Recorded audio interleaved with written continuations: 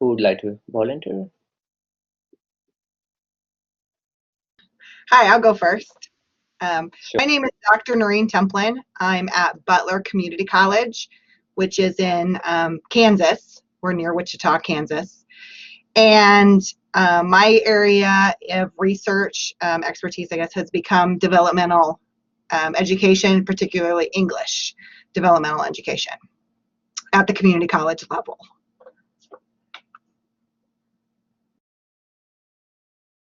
Okay, I'll go next. Hi, my name is Dr. Patricia Holzman, and I am at New Jersey City University. I guess my interest has been technology accommodations, and it is mostly for students with ASD entering post-secondary education. Next.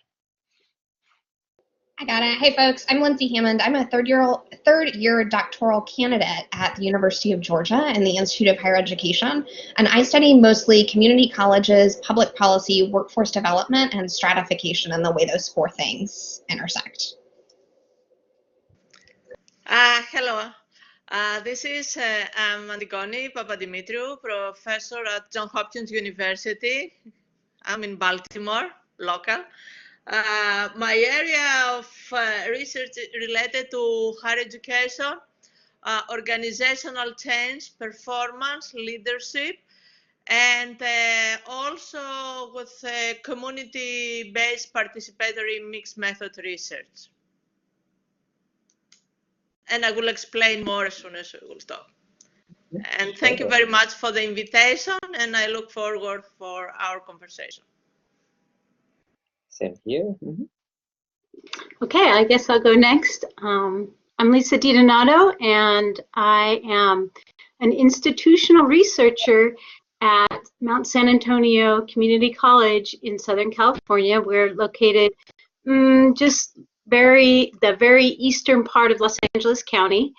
And so I mostly focus on our two federal grants, our Title V Hispanic Serving Institutions grant and our Title III Anapeasy Asian Pacific Islander Serving grant. And so a lot of the research I do has to do with those groups of individuals.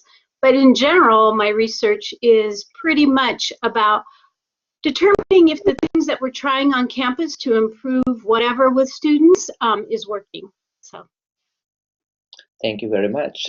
Now I would like students to, say some brief your introduction. I know you are listening and your microphone is off, so please turn on and you can say your names, your affiliation, interest, although I have shared the names to our guest speakers. Go ahead, whoever wants to start.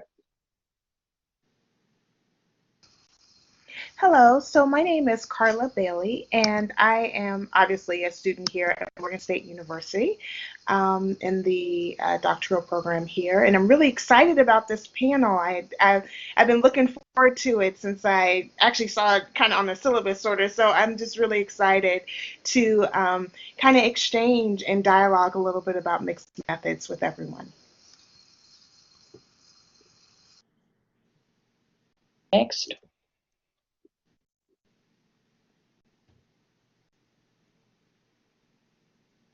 Well, I'll go next. My name is Cyrus Vance. I'm I guess, second-year doctoral student at Morgan State University, Community College Education Program. I'm just here to get more ideas about mixed methods. I think my study, my initial thinking was doing a quantitative study, but mixed method might be the best format for it. So I'm just here to get ideas. Thank you. Hi, this is Shaw. And just like Cyrus, I'm a second year student. We're both in cohort 49. And I feel the same way. I'm thinking about quantitative, but now I'm looking at mixed methods. So looking to get a lot from tonight. Thanks. Thank you. All right, Karen. We received your message. Who is next? Hello, everyone. My name is Ciabatta. I'm also a Morgan State University student in the doctoral program. At the moment, my research topic, I'm still working on it, but I do know that it will involve international students and how isolation can also play a part in terms of them adjusting to the campus life in general. Okay, Thank you, and I'm excited for this opportunity. great. Thank you. Next.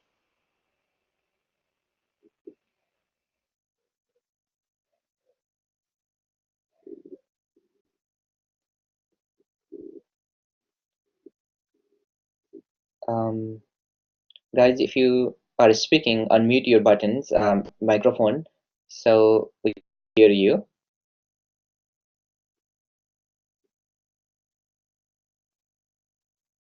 Or if you are experiencing any difficulties, you can dial in and join from the phone. I see some of you joining from the phone, which is great. I think we'll continue the introduction later, and now we go to the main part of our discussion. So I'd like to start the discussion asking the first questions about the personal experience of our guest speakers. So the question is, what is your recent mixed method article or presentation about? And how did you select mixed methods? So that's the first questions. Any one of you in the panel, may start.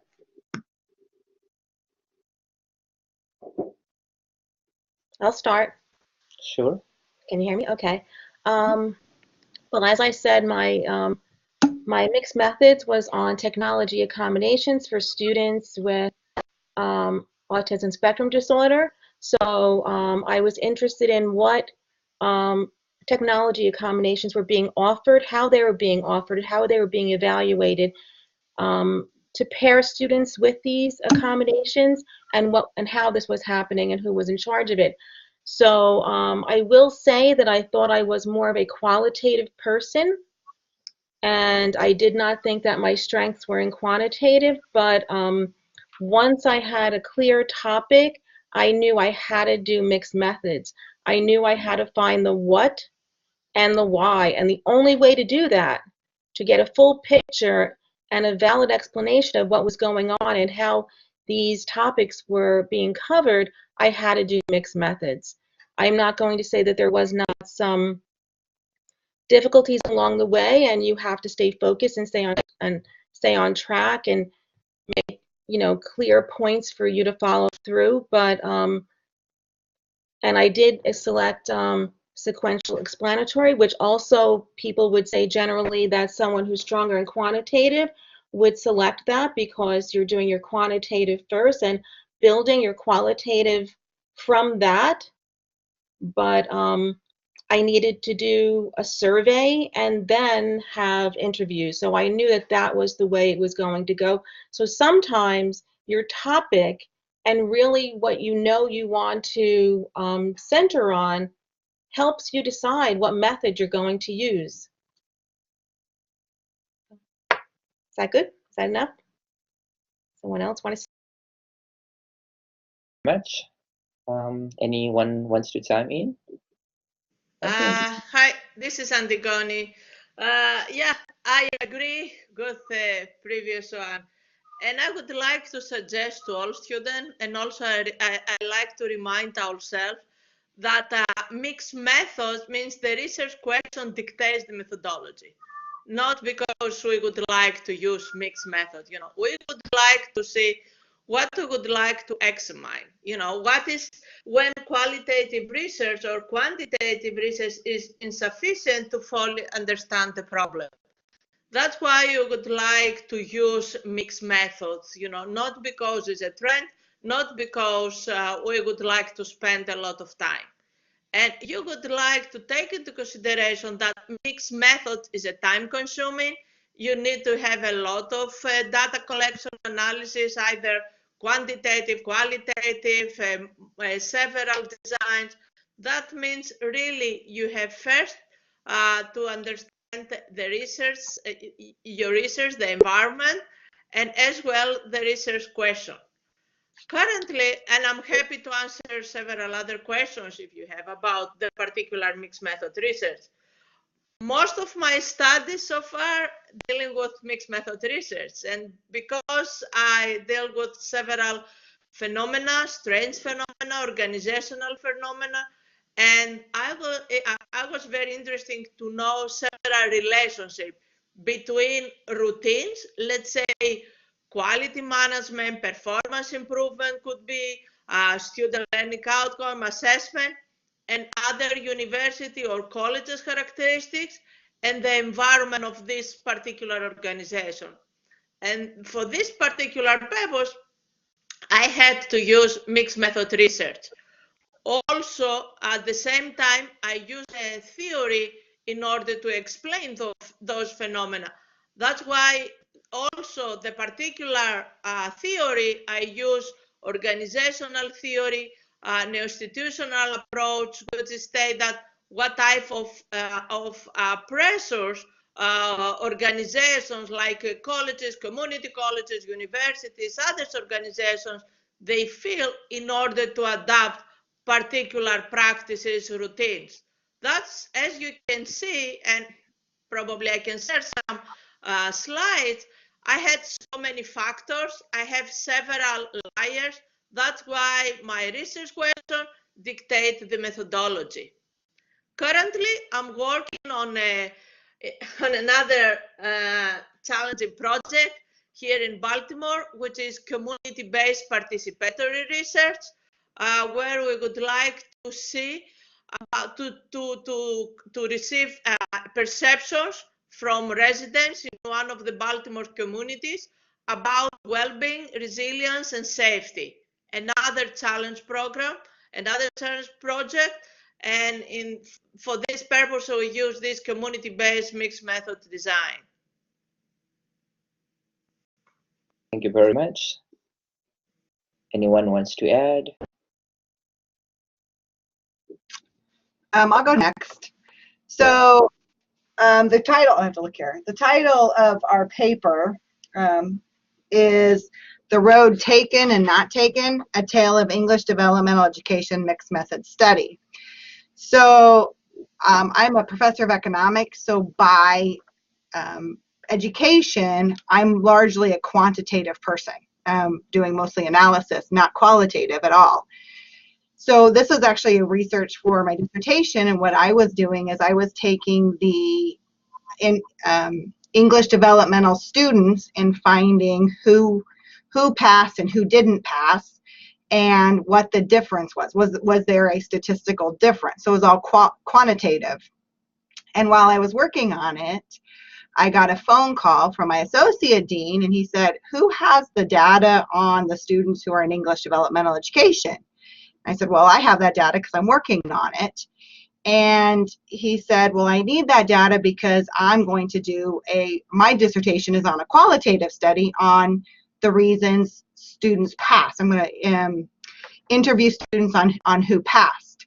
And that's how we actually found out that we were doing the same data set, the same students, and he focused on the qualitative, on why students passed the class, what factors led them to passing, and then I was doing the quantitative on why the difference between the passing and the non-passing students. So after we both defended our dissertations, which were only about 2 or 3 months apart, then he sent me his dissertation, and I combined them into a qualitative and a quantitative, into the mixed method study. So I took, essentially 2 dissertations and set it down to, well, about a 5-page paper. And that's what then is being published and what we're presenting at the CSCC conference. So I didn't actually do any of the qualitative study. I just took the research that he had done and combined it. And it's really interesting because then you can see the story of why they passed or what really helped them pass. And then you can look at the numbers and see who didn't pass. And so it's fun to see that. And it's much more robust than just my quantitative study, the part that I did.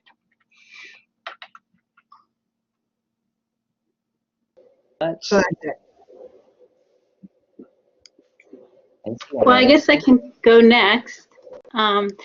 So I'm going to be in the same presentation roundtable at the Study of Community Colleges conference, whatever it's called.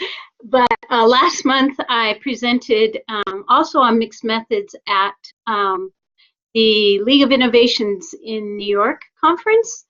And the focus of that presentation really was to encourage researchers and also practitioners to use both as many types of research, quantitative, qualitative, as they possibly can, and to think about the ways that it's useful to use either one of those, particularly so from the lens of, so if some of you aren't aware, that an institutional researcher, we pretty much do whatever project comes our way. I'm a little bit different in the fact that I work on these 2 grants, and so by what we've told the federal government that we are planning to do, I have to make sure that we have outcomes for those things.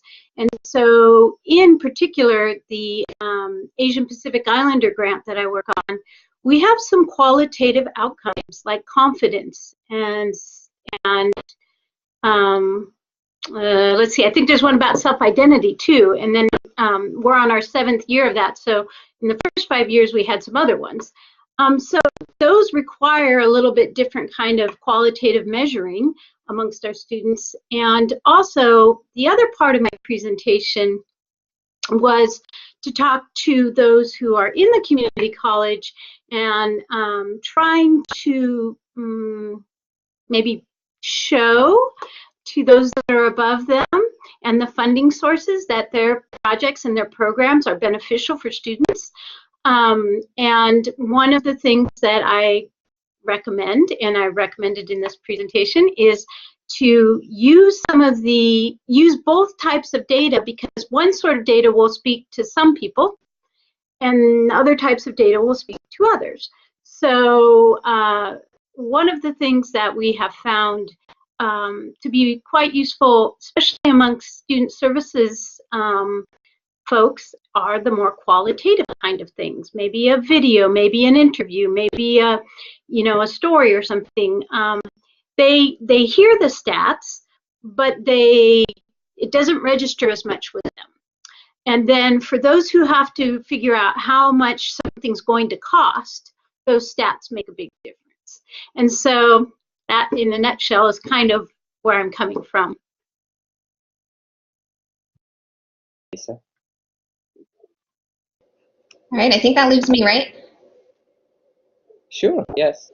I'll go either way. So the paper that I'm presenting at CSCC evolved from a collaboration with a student who was in his master's program at UGA and is now a 2nd-year doctoral student at UCLA. And so I want to make sure that his name is mentioned. His name's Austin Like, and he's wonderful and will be joining me in San Diego. The project came out of kind of 2 main bodies of work and then has 3 research questions. So the first body of work is an emergent body in sociology that combines geography with stratification. And so it's the idea essentially of looking at the way geographic space and one's location impacts opportunity structures, or lack of opportunity structures, as it often is. And then the second thing came from a new area of quantitative research for higher ed. It's being done other places, but a lot of spatial analytics and mapping. Kind of the 2 main ways that bias is introduced, or it's thought that bias is introduced in qualitative methods right now in higher ed, is through omitted variables, or it's through omitting spatial autocorrelation. And so this attempted to address the spatial autocorrelation piece. So what we ended up doing was looking at semester to semester retention rates for community colleges across the nation. We tested first to see if there was spatial dependence, and there was. So then we used we used a LISA statistics to identify whether there were institutions that were clustered in similar areas. And so we found 4 different categories of areas where there were institutions that had high retention rates, that were in areas with high retention rates, institutions with low retention rates who were in areas with high retention rates, and then the converse of that. So low institution retention rates in an area with low retention, and then kind of a bright spot, a high retention rate in an area of low retention rates. So we ran the analysis from that, and we weren't satisfied with knowing the what, because we really, we're not just researchers who put on white caps and walk around and don't think that things matter to students, because they do. And what we found was there was clear clustering of institutions within state borders, which was exciting because to me that meant there's something going on at the state policy level that perhaps we could figure out, what it is and what we could do about it, and then share that information with folks. And what I ended up figuring out, I selected a sample of 6 institutions or 6 states that were near neighbors but had opposite patterns. So it was maximizing variation in my sample selection.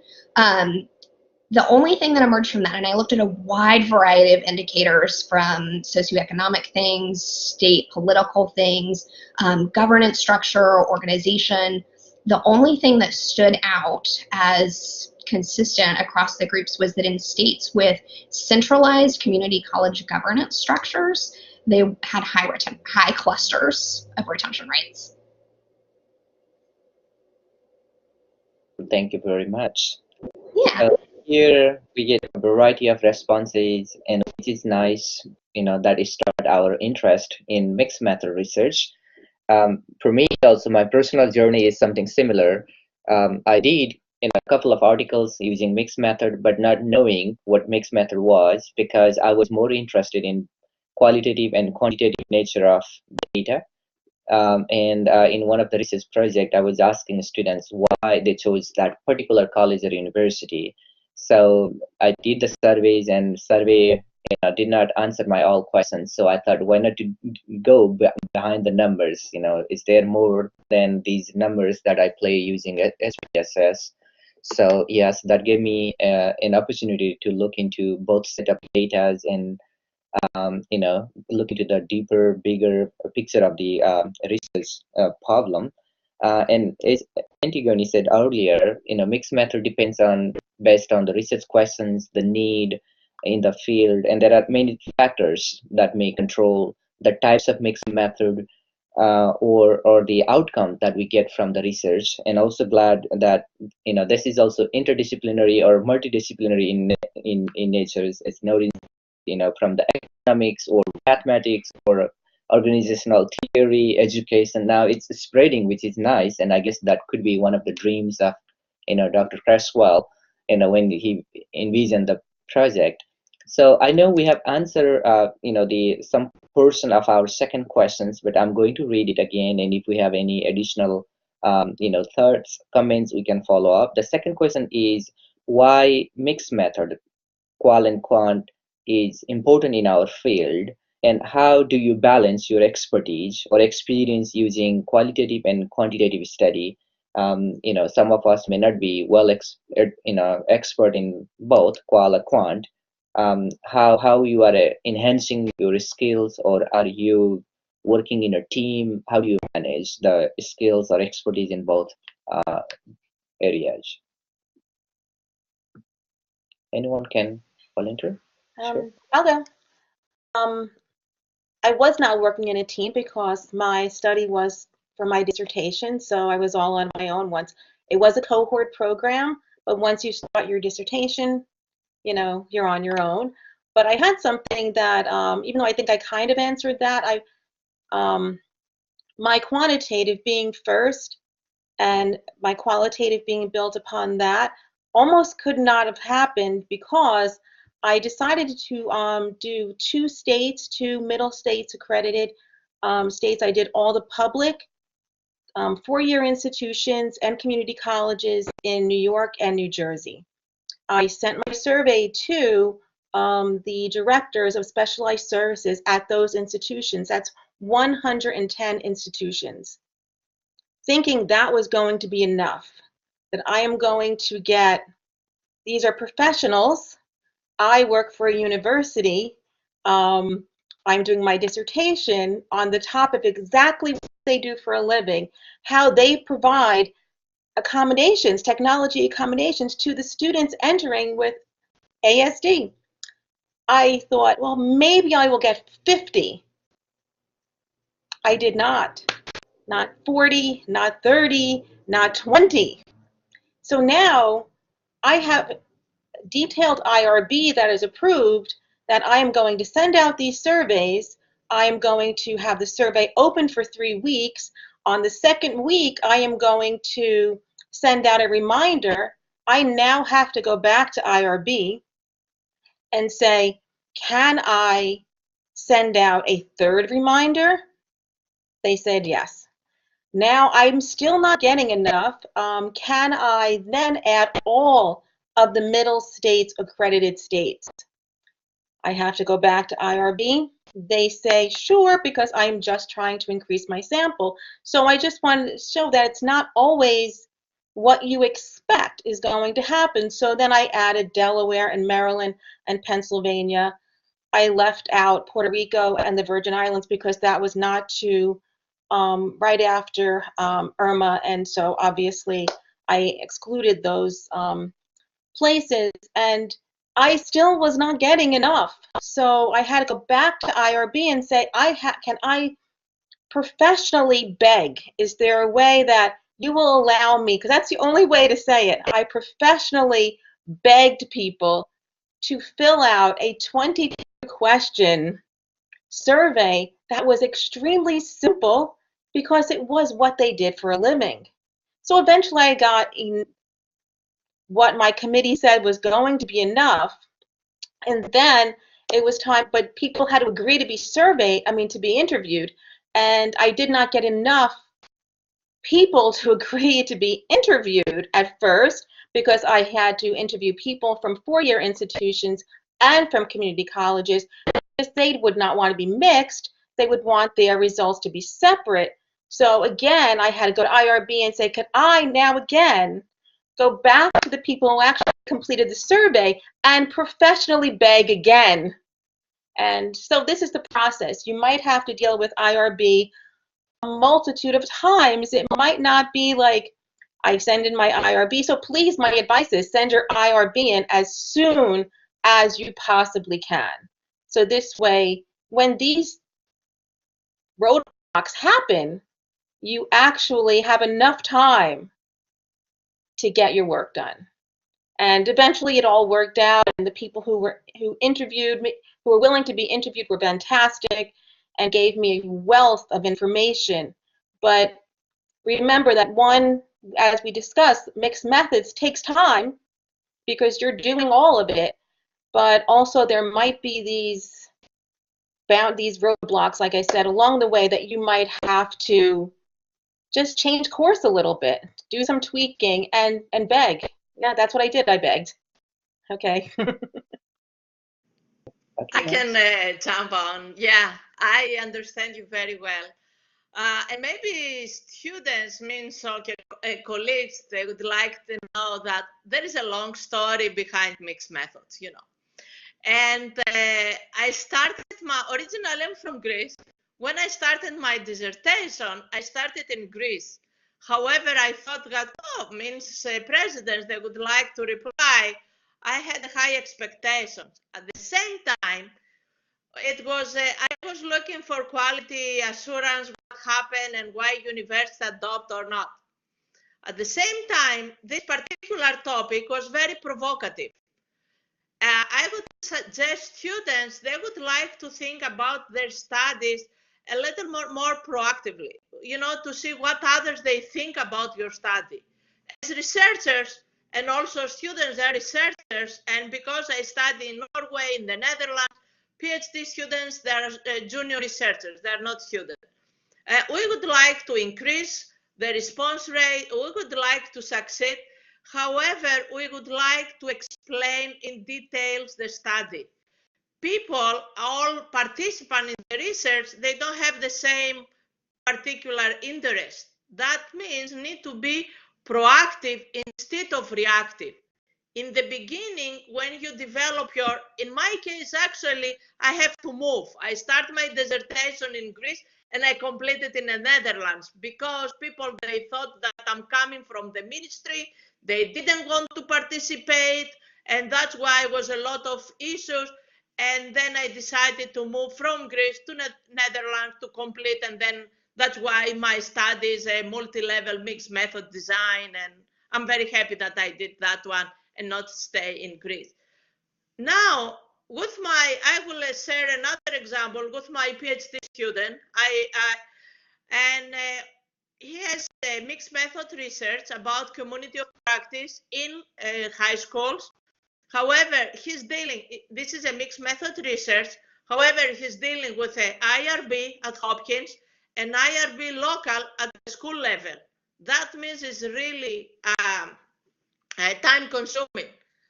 That's why we would like, as a researcher, as students, just to think in advance all possible options in order to gain time and not go back and forth. Better in RB proposals, application, to include all possible options that we would like, and maybe in reality we will never use it, but at least let's have as an alternative to collect the data. As a researcher using mixed method, I would like to share that it's a challenge. You learn through this journey. And I would like to share that there is a Greek author, namely Konstantinos Kavafi, and said that if you find poor, this is in a poem about Ithaca, and said if you find poor Ithaca wouldn't have fooled you, wise as you will have become, so full of experience, you will have understood by then what these Ithacas mean. For those working in a mixed method project, probably, and you would like to use mixed method because of the complexity of the problem or the situation, you will learn a lot. That's why this poem reflects how researchers learn through their journey when they employ mixed method research. And my suggestions, because I'm working with several people around the globe in several projects, you need always to listen. You need to be flexible. If you take the lead, just get back, because the goal is to complete the study, not to be the Professor H. Primantona. That's why you would like to follow, and you have your target, complete your goal, complete your dissertation. Just mean to be very flexible and be more proactive instead of reactive. Yep. I'm going to add a little bit. So obviously mine was a team by default, but the person who wrote the qualitative part is was an English professor by trade. So when I went to combine the two dissertations into a study, I found that his writing was much more flowery and a lot more verbiage. And in qualitative, it's very succinct. This is the data. This is what it means. Done. So it was a bit fun to kind of mix the flowery, and by nature, I'm not a flowery writer. So when you start writing and you take this flowery writing and there's like all these metaphors and everything in a qualitative, you're going to be a little more, that's a little more abstract. And so it was kind of fun to combine them and add some of that. And it makes it a little bit more fun to read, I guess. And so there is a little bit of a challenge when you're working in a team, because you have different writing styles. But it is a little bit more, and now the paper is a little bit not so almost like dry and just have numbers in it. So I just thought that was kind of an interesting, something I wasn't expecting when I went to combine them. But it was an interesting little thing. Lindsay, anything you want to add? Yeah. So maybe related to process of like, because I'm still very much growing as a researcher and coming into my own, the question of how do you balance everything resonates pretty strongly because I don't all the way know the answer to that for me. I think for a lot of folks, team approaches are really helpful because then you can maximize different folks' areas of expertise. This was a class paper for Austin, and so it was actually really easy for me to add a theoretical framework and then add a policy inventory onto it. And easy is a relative term. But I think looking for ways to maximize your strengths to answer questions that you really care about is probably the best advice I could give, or it's at least what I try to tell myself, because research is and can't be a really frustrating process. And so for me, I find that if I'm answering questions that I think will really make a difference in the lives of students, then it's worth slogging through.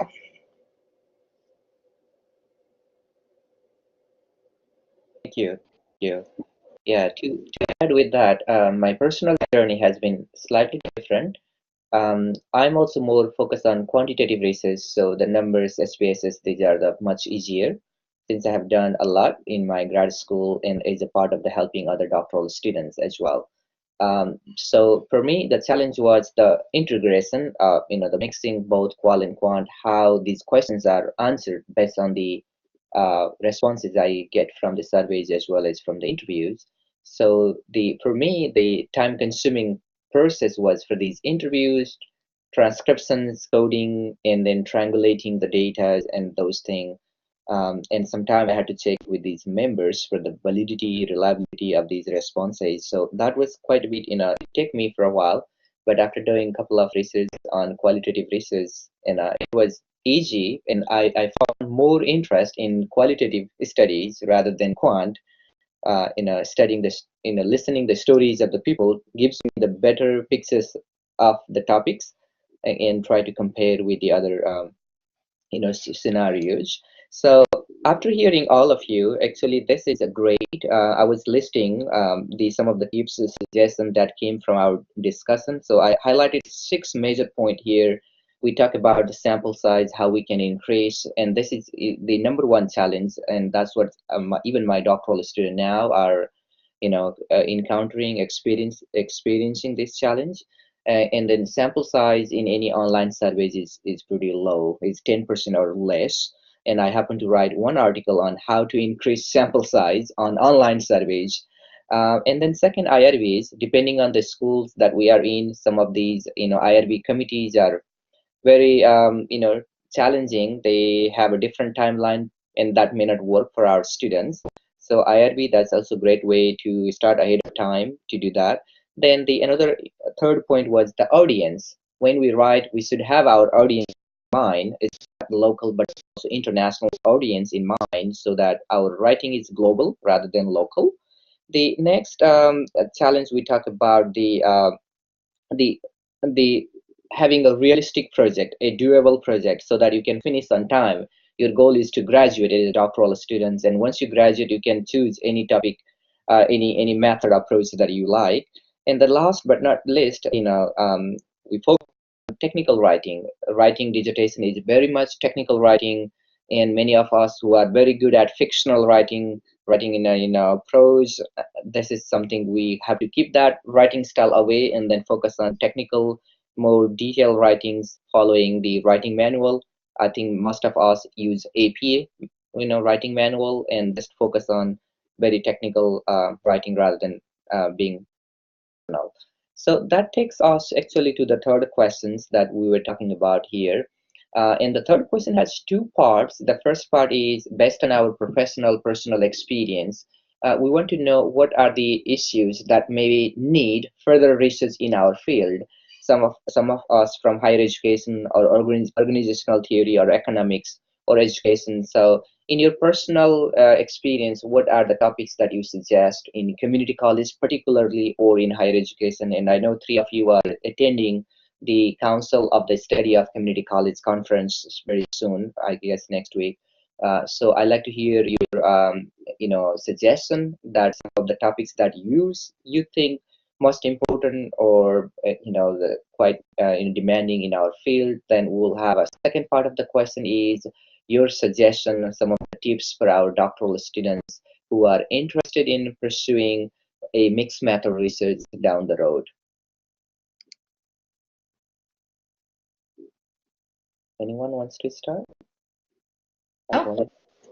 I'd say that completion, everything that's come from the completion policy convergence starting in 2009 is really interesting. So what are things that help students complete? How do they persist? Those are really important questions to answer. I think it's important to maybe study initiative fatigue and what's happening as campuses are asked to do more and more and more, not often with increased resources. I think that's a really important story to tell, and policymakers need to be aware of that. And then a lot of, I believe, because so much attention has been drawn to community colleges recently in the policy eye, that there will be more and more questions about measuring success. And there's a conversation that needs to be had about what does success look like in community colleges, because most policymakers just don't understand that it's different oftentimes from their experiences or what they think of when they think of varsity blues or admission scandals.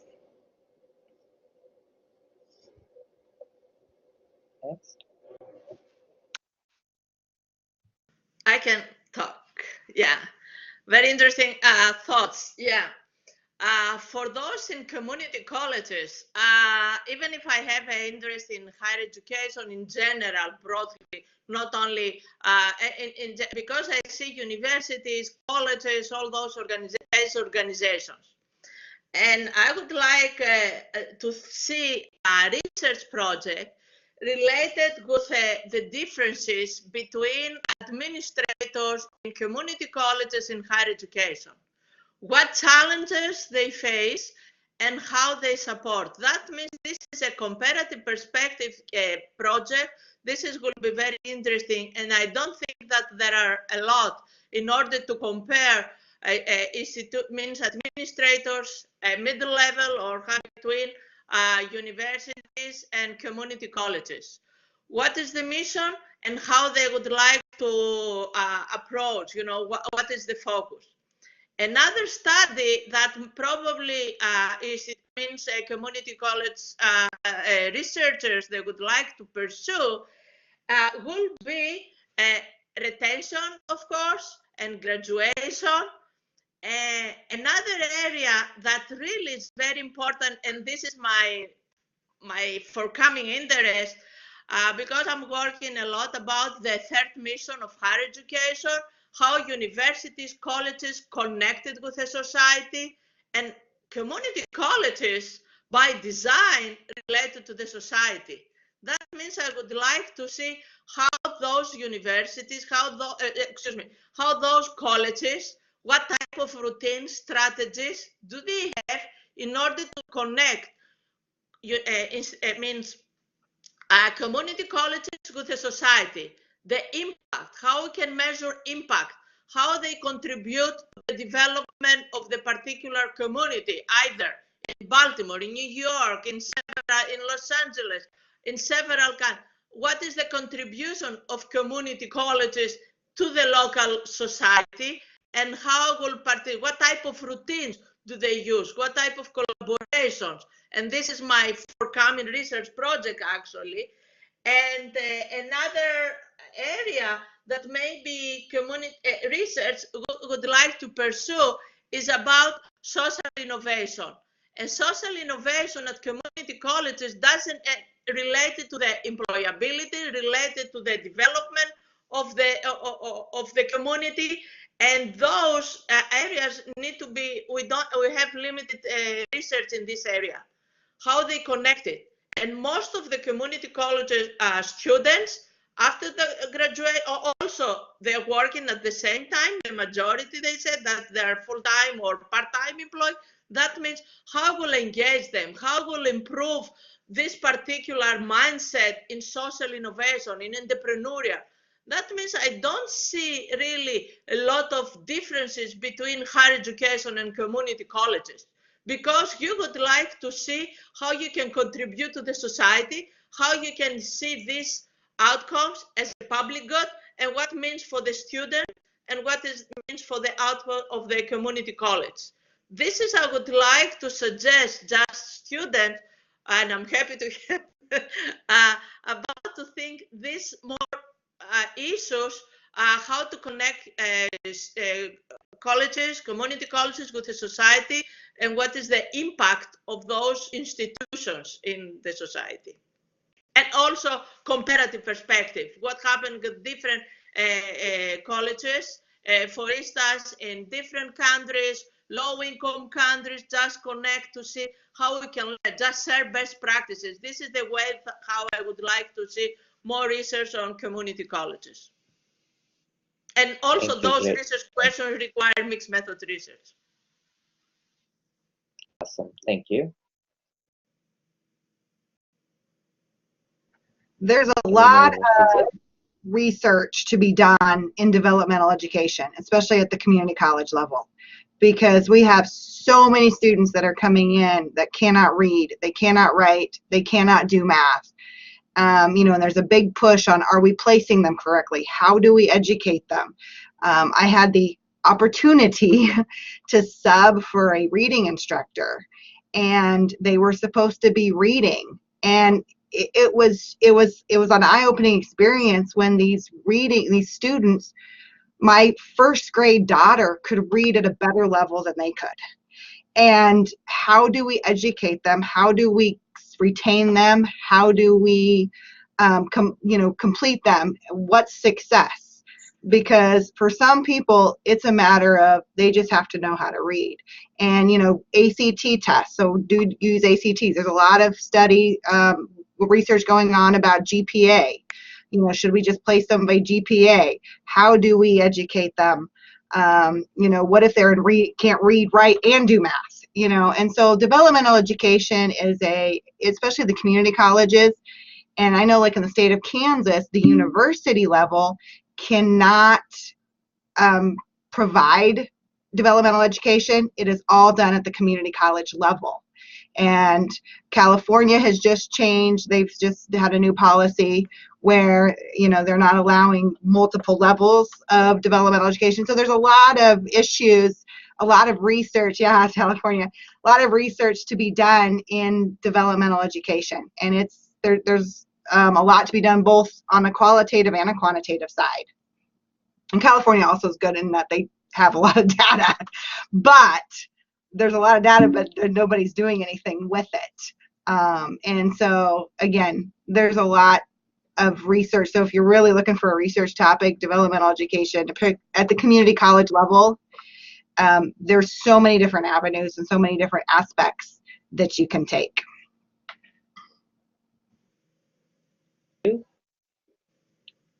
Lisa? Well, I think one of the issues for folks like me is that we're constantly churning out information for our colleges about our population so that we can tweak programs, so that we can, you know, improve the outcomes of our students, but yet still meet the requirements. And in California, placement test is bye-bye, and it's all based on, well, it was based on, it's changing all the time, basically, but it was based on the student's GPA and their last level of English or their last level of math. But now I understand the next iteration is they're going to self-place themselves. And I'm not opposed to that at all.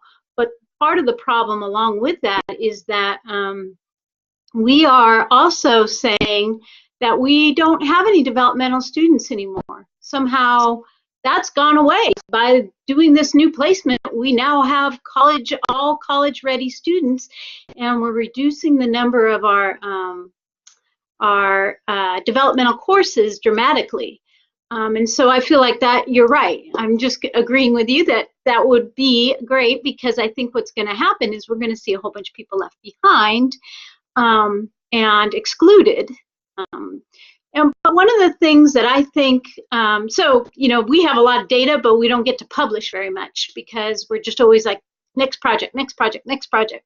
But one of the things that I'm really interested in is how students, so this would make a great dissertation.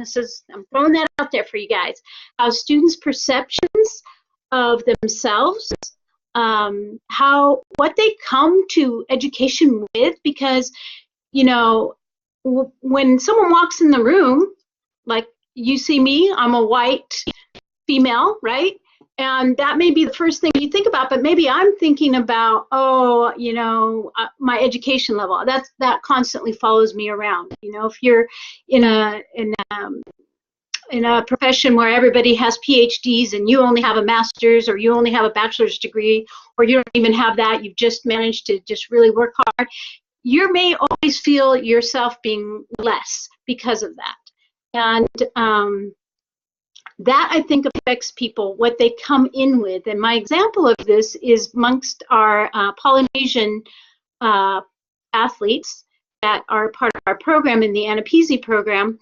I was kind of astounded to find out that they all felt that everyone thinks they're stupid and they're only good for manual labor.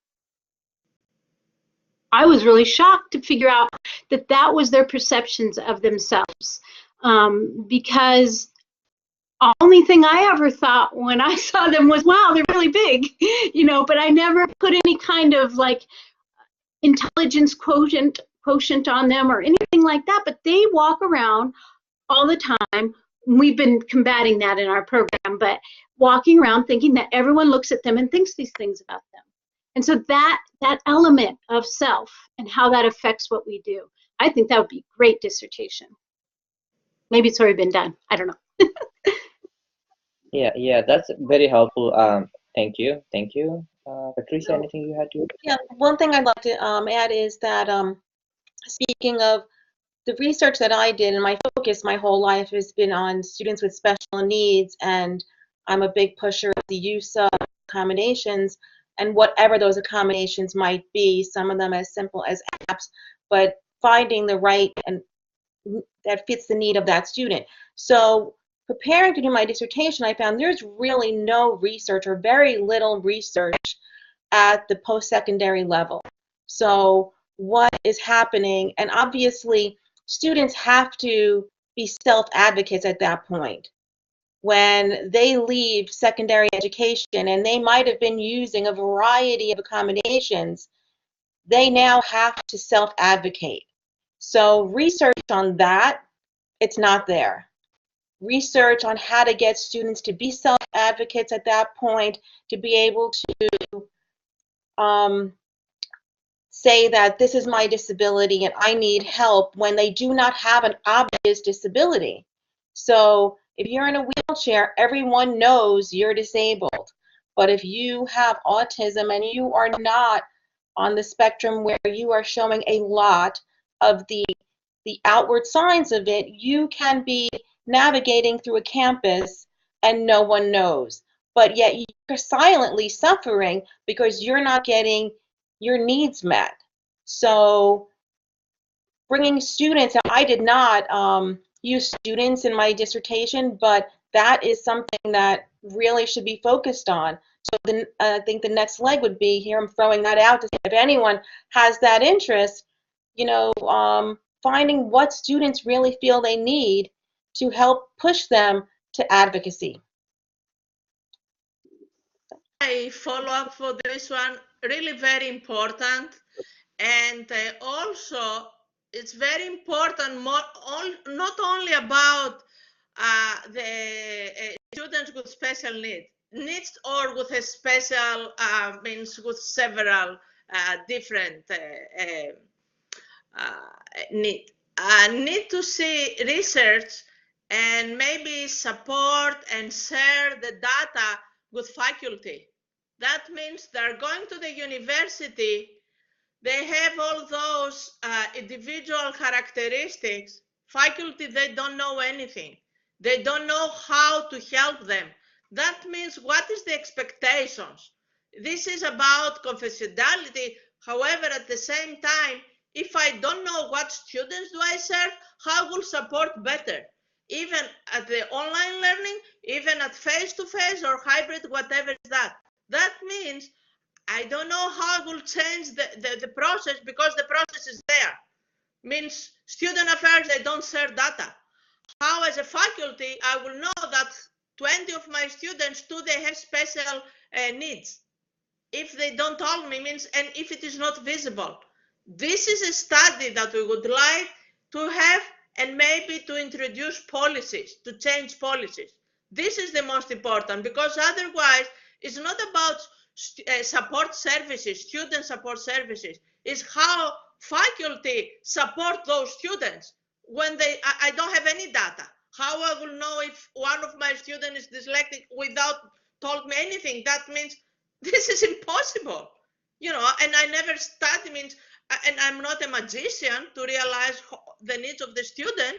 That means we need to find out how we'll connect and how we'll find out avenues to inform faculty how to help those the population.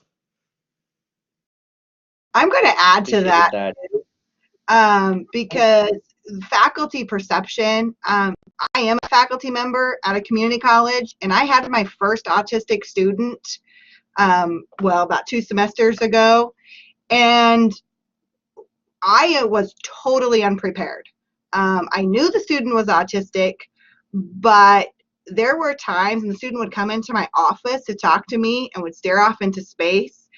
I actually was afraid that that student was going to attack me based on the kind of the way that he acted.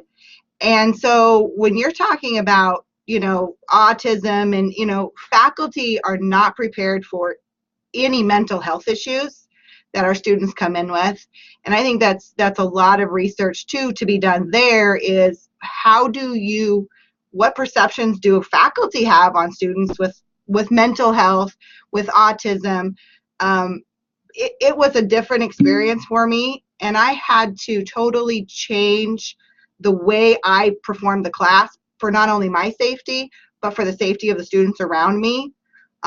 Fortunately, I had a whole lot of football players that semester in my class, so I knew if anything ever happened, but I couldn't do any group projects. And he was severely autistic. And, you know, so but I couldn't do any group projects because I couldn't put him with anybody.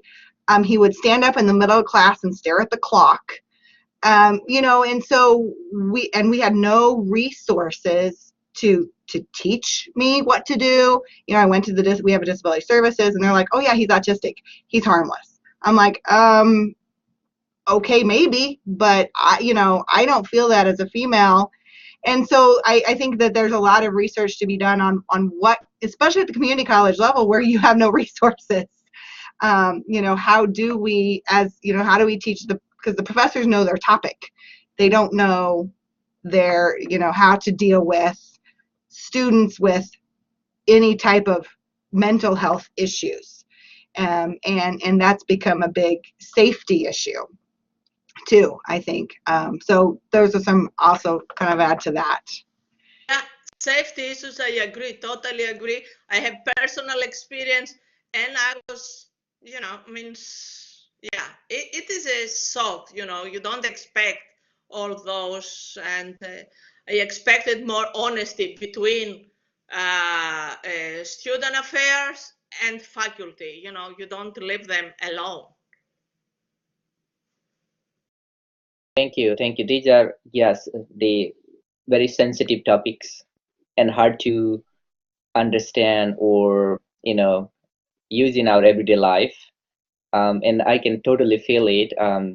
Even my child is autistic now. I know what it means. And, you know, that gave me different perspective to think about students. Prior to that, yes, I had done one dissertation. I mean, I supervised one of the doctoral dissertations. I didn't know much. Now having one family members with, you know, learning disabilities, it has given me different direction, different perception, and different ways of, you know, taking care of the students. So as a faculty member, right, we are not always prepared of all these challenges. And again, the panel, thank you very much for coming and coming out and suggesting different topics that you have experienced, encounter in your everyday life. And at Morgan being HBCU, majority of our students have looked into different, direction on these areas that you have suggested. So far is the dissertation I have looked into, chaired. They have looked into the leadership roles, male, female leadership role, presidents and their perception of community colleges. They have done some research on the college website, particularly the community college website, and how new students make decisions to go that college. They have also looked into the teaching role, faculty, load, part-time, full-time faculty, their teaching pedagogy, latest technology that help students, complete the program and completion, retention. But many of these dissertations are from African American males or females or from HBCU, and very few in non-HBCU or comparative perspective.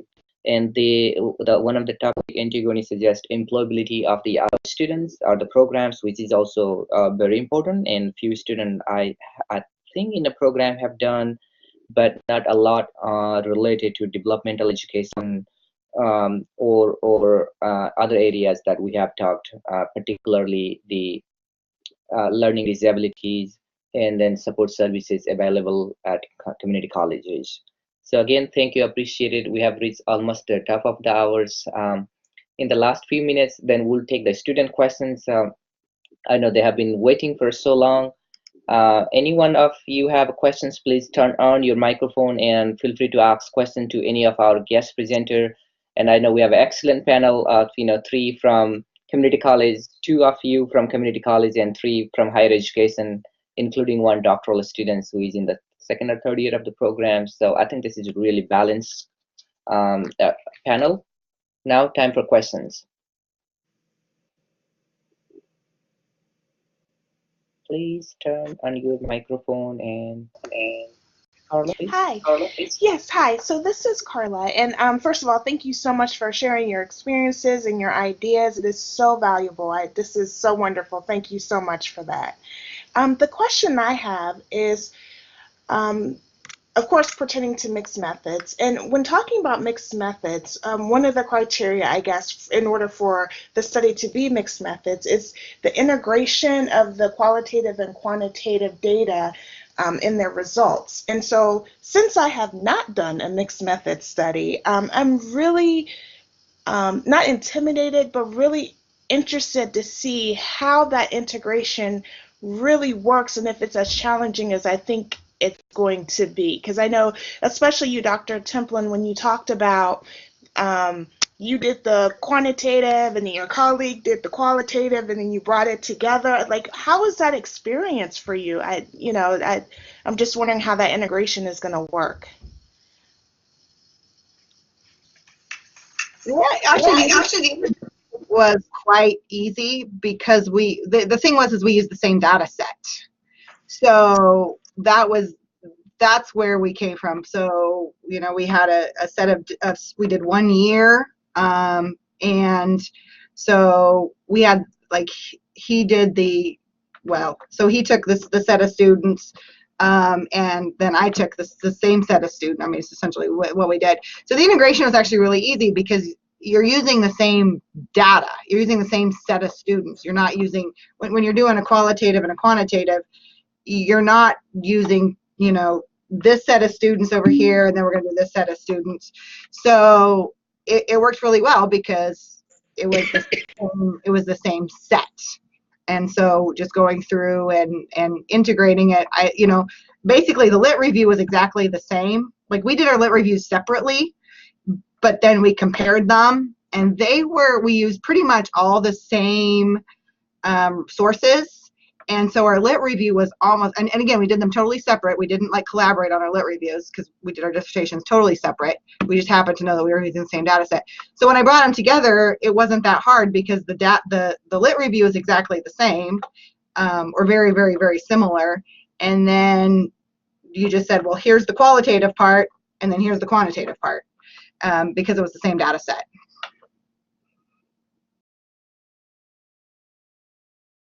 So just as a follow-up to the rest of the panel, has that been your same experience with the integration, or what challenges have you faced with that?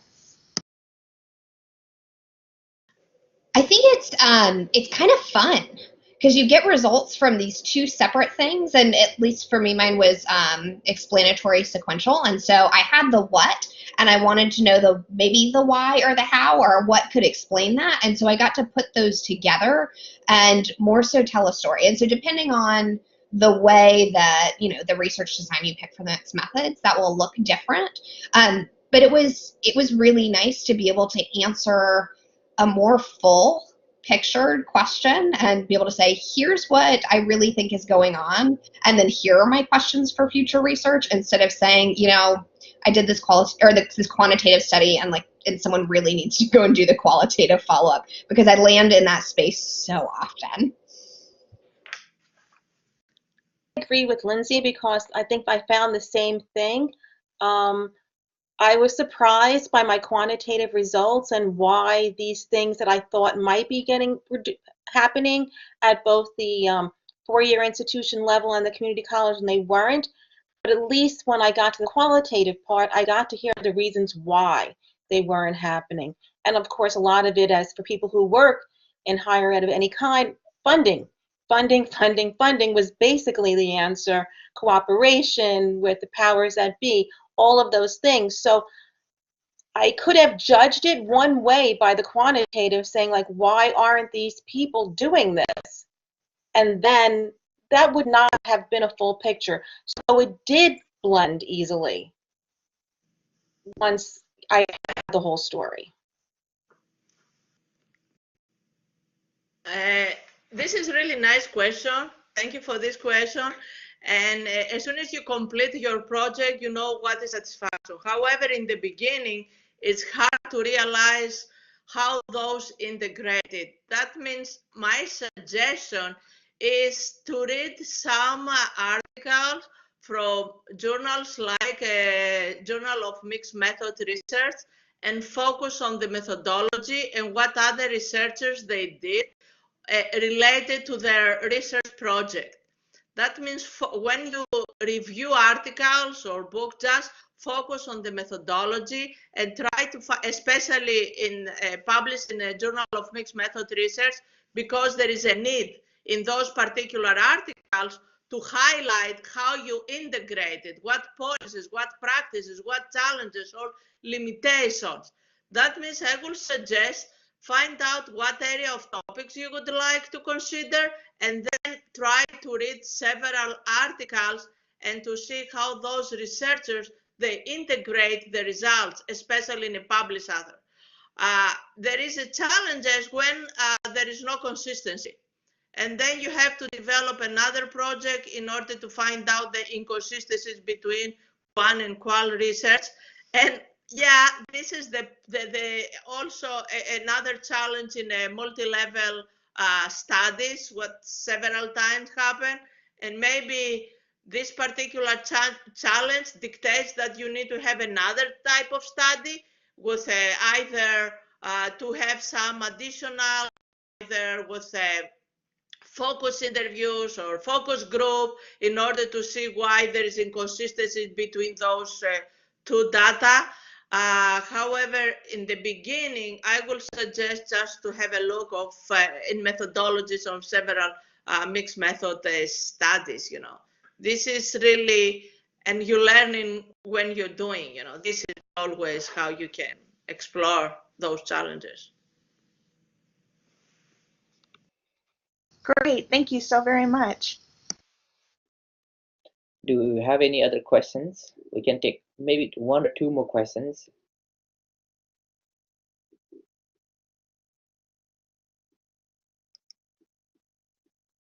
If you are encountering any issues, you can type your questions in the chat room. Or maybe if students they have questions, they can send us individually. Right. I know 14 of you are here online. Please let me know if you have any. Well, I have another question. Nobody else does. Earlier, there was a comment about being proactive to think about how others think about your study. Can we expound a little bit on that? That's very interesting to me. So how would we kind of go about doing that, and how would we kind of implement that? What are your thoughts on that? And this question is going to me, I think, yes? It is. Yeah. Proactive. That means you send a questionnaire to presidents or to administrators or to some students. That means you have some expectations that your audience, they know your research. That means you need to be explicit what is the purpose. You need to expand a little bit. Also, my suggestion is just to engage them with a little introductory. What is the focus of the project? What is the benefit? And why it's so important to participate? And this is the way how I would like to explain, to be a little proactive. That means make them to be sensitive about the topic. This is the most. You are, greetings. You are the leader. You know about the topic, or you are the student, and your voice is. I would like to take into consideration your opinion. It's valuable. That's why just make this a little introductory in order to develop means to feel a little uncomfortable without answering. The other question, the other area is just you have to take into consideration that those at the top level administrators, usually they don't read emails. And another technique in order to be proactive, instead of sending directly to the rectors, to the presidents, whatever, just send it through the administrators and then follow up with a phone call.